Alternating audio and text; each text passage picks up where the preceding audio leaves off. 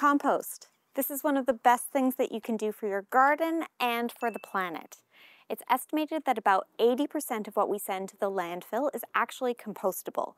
And organic matter is going to break down no matter what. But when it breaks down in the landfill, the carbon footprint is going to be much bigger. It generates about twice as many greenhouse gases as your home compost will. And compost is fantastic for lawns, for houseplants, for big gardens like I have. There's a reason why gardeners call it black gold. And when you use compost, you tend to use less harvested peat moss or synthetic fertilizers, which have a big problem with runoff. So it's good for the planet to use compost as well as to make it. And I believe that composting should be accessible to everyone because it really is quite simple. Just before I jump in, I want to do just a little primer on compost in thinking of it like Lego or building bricks. You can think of all organic living things as being made up out of Lego building bricks. And when they die and decompose, you can pull apart those blocks and use them to build something else again. That's what compost is. There are other ways to break apart building blocks, like with a chainsaw, and it's not very useful. It just makes a mess. It's not easy to make new building blocks or buildings out of that again. So when things decompose in a landfill, that's kind of like breaking apart your Lego with fire or with a hammer. And when you use compost, you're really just letting nature do what it wants to do naturally. You're helping it by setting up the environment where it can pull apart the little bricks and then build something new. Probably because composting is such a good thing to do, a lot of people have jumped down the rabbit hole and found complicated ways to optimize the process, using temperature gauges and calculating nitrogen and carbon and having schedules of when to do things. And don't get me wrong, I think that is fantastic. That is really great that people are that passionate about it, but I want composting to be very accessible to people who maybe don't have as much time or interest, but still can very easily spend 10 minutes a week or less at making really good homemade compost. So the point of this video is to give you a really simple, easy way to do compost. I am going to tell you a method that requires a little bit of outdoor space, so that's a requirement, but it doesn't even have to be yours. A lot of people can do this at their workplace. Dead easy, dead simple. It's not going to take very much. I'm going to give you the 4 key things that you need to know, and that's it. First, I want you to be selective. Just because something's organic doesn't mean that it's going to compost that well for you in an outdoor space.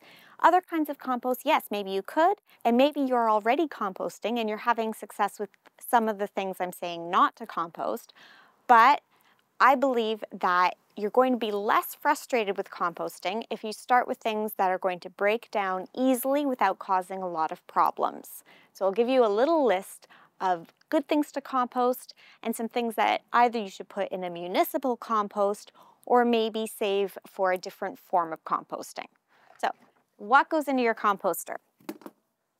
Shredded paper, that's great. Coffee grounds and the natural filters, that's great.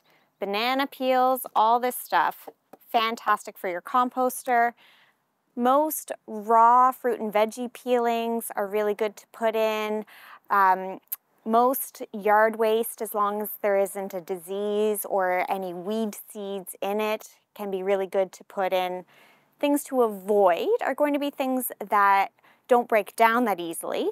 So that actually includes citrus peels. I wouldn't put too many citrus peels, if any at all, in your compost. Big pits like avocado pits or peach pits, those are going to take a long time to break down. And from your garden, really big, thick, woody things. Other things to avoid are things that are going to attract too many pests. Those would be your meats, your oils, your fats, and that includes things like salad dressings, like nuts, like things that may have been cooked with butter or that sort of thing. You can put cooked plain rice and pasta in your outdoor compost pile, but avoid most things that have been prepared or processed. I'll put a list of common things to include and avoid in the description below. Second, I want you to be balanced. So of the things that I just mentioned, some of them we can think of as greens or wet kind of compost things, and some of them as browns or dry kind of compost things. You may have heard about carbon and nitrogen content, greens and browns. That's really much more complicated than you need to know. It's how moist is it as it breaks down. So most of your kitchen things are going to be the wetter, greener kinds of compost things. Most of your more paper or straw, drier things going into the compost are going to be more like your browns. Leaves, that's another really good brown. And grass clippings, if they've completely dried out, that can be a good brown as well. The key with the greens, the browns, the wet, the dry, is that you want to end up with a mixture that's not too wet and not too dry.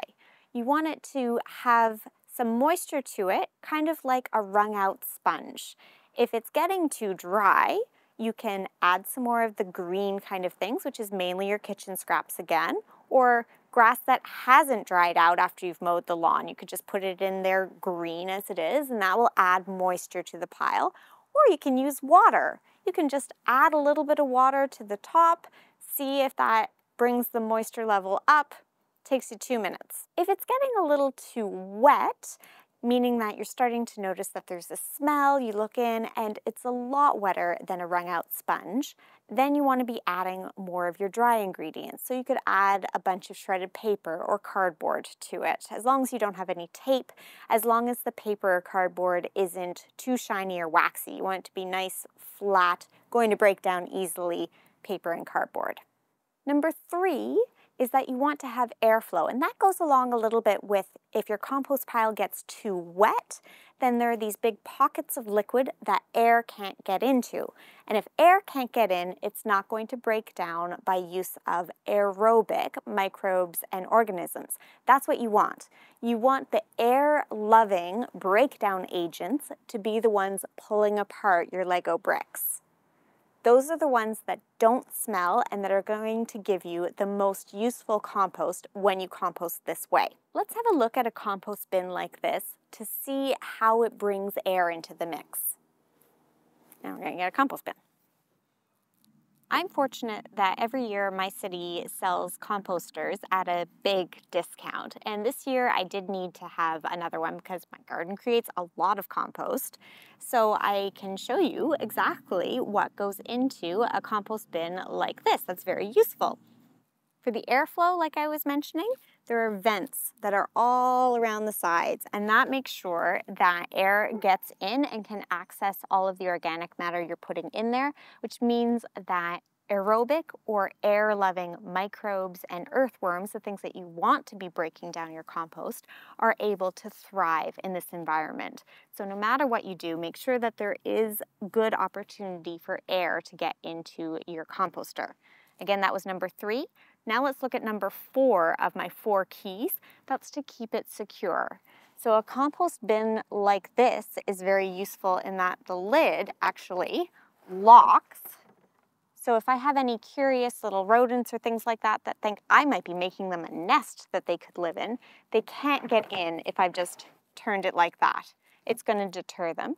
The other thing is down on the ground here, they, at these intervals, have these holes, and they supply little corkscrew things that can fasten this to the ground. Now, what if you don't have a compost bin like this, or you can't get one at a discount like I did? You can get a very simple trash can and do the same thing. Instead of screwing it to the ground, you can put a heavy weight like a rock on top of it. Just make sure it also has a locking lid, and then you can cut air vents around all the sides, and you can cut big holes in the bottom so that it can communicate. And that's important about this too. Notice that there's no bottom, in fact. That is so that the ground where earthworms and the soil microbes that I'm talking about that want to break down your organic matter live and can access whatever you put in here. So if you're making your own composter or you're setting up a composter like this, you do want to put it straight on the earth. If you can't do that because you've got some concrete or something like that in your outdoor space, then bear in mind it might stain whatever you're putting it on. Sometimes putting a sheet of plywood directly underneath is going to work well at blocking that kind of stain, and it still will let some moisture leach out so you're not going to get too wet inside here. And then get some soil or some previously finished compost that somebody else might have and put it in the bin along with your organic matter, because that's going to contain some of those microbes. If you find some extra worms, throw them in as well. That's going to be something that's really going to be helpful for your composter. And I'm adding that to my third one for air. Air is also the room for the air-loving microbes and organisms to access your decomposing matter so that they can turn it into compost for you. Now, composting like this is going to take some time. That's the cost. It's very easy, it makes really good compost, but it might take years to do. There are a few things you can do to speed that up if you want to. They'll take a little bit more time, absolutely optional, but in case you're interested, what you can do to make this a bit faster: take an extra step of chopping up the things that you put in the compost. Make them as small as possible, because the smaller they are, the faster they'll get turned into finished compost. Add extra air by stirring up the contents every once in a while. I like this tool. It is a bit fancy, but it just lets me corkscrew down into it very easily. I can go really deep if I want to. And then just spread some air around as my compost is finishing. If you don't have and don't want one of these, a shovel works just fine as well, or so does a gloved hand. Another way to speed up your compost is to keep an extra eye on that moisture level and making sure that it is wet enough. If your compost gets a little bit on the dry side, it won't smell, but it will slow right down and it's going to take a bit longer. So adding water when the rain hasn't been there for a while, or any time that you might notice that your compost is a bit on the dry side. Typically we find it a little bit easier to act when it's too wet, because you start to notice that, ooh, there is a bit of a smell, I better add some brown, some leaves, some paper, something like that. But it's easier to ignore it when it's a bit drier. If you don't ignore it when it's drier, that can speed things up. And the last one is a little bit, might help just a touch. When kitchen scraps have gone through a freeze thaw, they tend to kickstart their composting. And that can be a little bit helpful if you are composting in a work type setting or something like that, where you're gathering quite a few kitchen scraps before you might bring them outside, or from a number of people. You can collect them in the freezer. You can let that kind of green wet compost freeze, then add it to your compost where it will thaw and start to decompose. Or if it's winter, stay frozen, and that's fine too. But that can help to speed up the process once the sun hits it as well. My advice is to put your composter in a really accessible and visible area, make it really easy to use, and when you've filled one up, close the lid, fill up a second one. When the second one is filled up, then come back to your first one, check it, and if the contents are black, rich, crumbly, earthy smelling, really nice, organic, soil-like material, then you're ready. You've got your compost that you can use or give away.